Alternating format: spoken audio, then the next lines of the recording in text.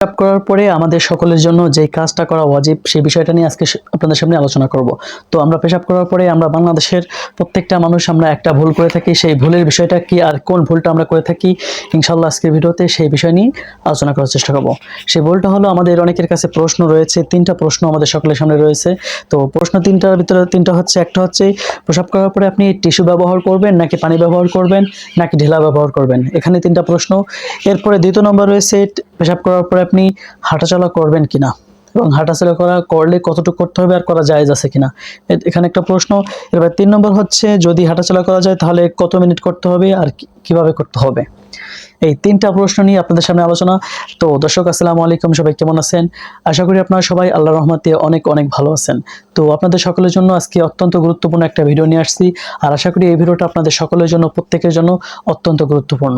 সেটা হচ্ছে আমরা বর্তমানে সমাজে প্রসাব পায়খানায় যাওয়া আমাদের সকলের জন্য প্রয়োজন হয়, এবং আমরা সকলে প্রতিদিন একবার বা দুইবার যে কয়বার প্রয়োজন হয় আমরা সবাই যাওয়ার চেষ্টা করি, বা এমন কোনো মানুষ নেই যে প্রসাব পায়খানা যায় না পৃথিবীতে, সবাই মোটামুটি যায়। কিন্তু ইসলাম ধর্মের ভিতর পাক পবিত্রর কথা রয়েছে, এই জন্য ইসলাম ধর্মের ভিতর প্রসাব পায়খানার বিষয়টাকে অত্যন্ত গুরুত্বপূর্ণ হিসেবে গ্রহণ করা হয়েছে। তার ভিতর হচ্ছে আপনি যখন পেশাব করতে যাবেন আপনার শরীরে পবিত্রতা কিভাবে বজায় রাখতে হবে, এবং কিভাবে পেশাব করলে আপনার শরীর পবিত্র থাকবে, কিভাবে পেশাব করলে পেশাব করার পরে আপনি ওযু করে নামাজ পড়লে আপনার নামাজ হয়ে যাবে, এই বিষয়টা আপনার আমার সকলের জন্য জানা অত্যন্ত জরুরি এবং অত্যন্ত গুরুত্বপূর্ণ।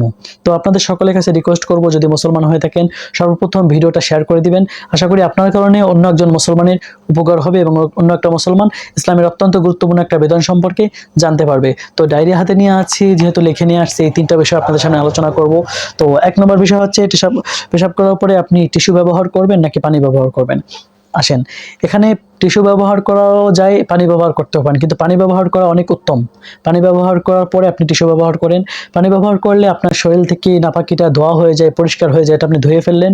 এরপরে যদি আপনার ভিতর থেকে বা আপনার মল স্থান থেকে ওখান থেকে যদি আরো 2-1 ফোঁটা পানি বা বের হতে চায়, তাহলে আপনি টিস্যু ব্যবহার করলেন, সেটা টিস্যুর মাধ্যমে মোছা হয়ে গেল, আপনার শরীরটা আলাদাভাবে পবিত্র হয়ে থাকলো। তাহলে টিস্যু প্রথমে পানি ব্যবহার করলে, আরো বর্তমান বিজ্ঞান বলে যে পানি ব্যবহার করলে শরীরের অনেক অসুস্থতা দূর হয়ে যায় এবং অনেক বড় বড় রোগ থেকে মুক্তি পাওয়া যায়। এই জন্য পানি ব্যবহার করবেন, সবাই পানি ব্যবহার করে আপনি টিস্যু ব্যবহার করবেন। ব্যবহার করার পরে তো আসুন 2 নম্বর প্রশ্ন, আপনি এবার যদি আপনার কাছে মাটি থাকে বা ঢেলা থাকে, শুকনো ঢেলা, আপনি চাইলে এই শুকনো ঢেলা ব্যবহার করতে পারেন, যেটা মানে পানি জিনিসটা যেটা চুষে নিয়ে যায়, পানি জিনিসটা যেটা শুকিয়ে দেয়, এরকম জিনিস আপনি ব্যবহার করতে পারেন। যেমন ঢেলা ব্যবহার করতে পারেন, টিস্যু ব্যবহার করতে পারেন, এরকম শুকনো টানে না এরকম কোনো জিনিস ব্যবহার করতে পারেন। কিন্তু নাপাক জিনিস ব্যবহার করা যাবে না, যেরকম নাপাক জিনিস রয়েছে হাড্ডি অথবা গোবর, শুকনো গোবর, এরকম অনেক জিনিসগুলো আছে। এই নাপাক জিনিসগুলো ব্যবহার করলে পবিত্রতা হবে না, আরো নাপাক হওয়ার সম্ভাবনা রয়েছে। এই জন্য এই নাপাক জিনিসগুলোকে আমরা ব্যবহার না করে পারলে এই জিনিসগুলো আমরা ব্যবহার করব না। এরপরে আসেন 2 নম্বরে আসেন, যে পেশাব করার পরে অনেকে আমাদের কাছে প্রশ্ন করে যে আমরা অনেকে টিস্যু ব্যবহার করে হাঁটাচলা করি, পায়চারি করি, এটা করা জায়েজ আছে কিনা। হ্যাঁ, এটা আপনি করতে পারেন যদি আপনি পেশাবখানার ভিতরে থাকেন আর আপনার সতর যদি বের না হয়ে যায়। সতর বলা হয় আমাদের পুরুষদের নাভির নিচ থেকে হাঁটুর নিচ পর্যন্ত এই স্থানটাকে সতর বলা হয়। দেখবেন যে বর্তমানে অনেক মুরব্বীরা এখানে সেখানে পেশাব করার পরে টিস্যু ব্যবহার করতে করতে কাপড়টা এত পরিমাণ জায়গায় ফেলায় যে তার নিচের অঙ্গগুলো মানুষজন দেখতে পারে বা দেখা হয়ে যায়। এরকম করলে আপনার সতর ভঙ্গ হয়ে যাবে। এরকম করলে আপনার মানুষ আপনার সামনে লজ্জিত হবে, যার সামনে আপনি এরকম ভাবে টিস্যু ব্যবহার করবেন সেও লজ্জিত হবে, আপনিও লজ্জিত হবেন। এই জন্য এই কাজটা করার চেষ্টা করবেন। আপনি যদি প্রসাবখানা আটকানো থাকে, ভিতরে থাকেন, আপনি সেখানে আপনি 1-1.5 মিনিট বা 5-10 সেকেন্ড আপনি সেখানে আপনি টিস্যু ব্যবহার করে ধরে রাখতে পারেন, বা সেখানে আপনি চেপে রাখতে পারেন, এটা আপনার জন্য উত্তম। কিন্তু এটা আপনি ধরে বাইরে টিস্যু ব্যবহার করলেন আর বাইরে রাস্তায় রাস্তায় হাঁটাচলা করলেন, এটা দেখতেও সুন্দর না, এটা ইসলামেও জায়েজ নেই। এই জন্য এই কাজটা কোনোভাবেই করা যাবে না।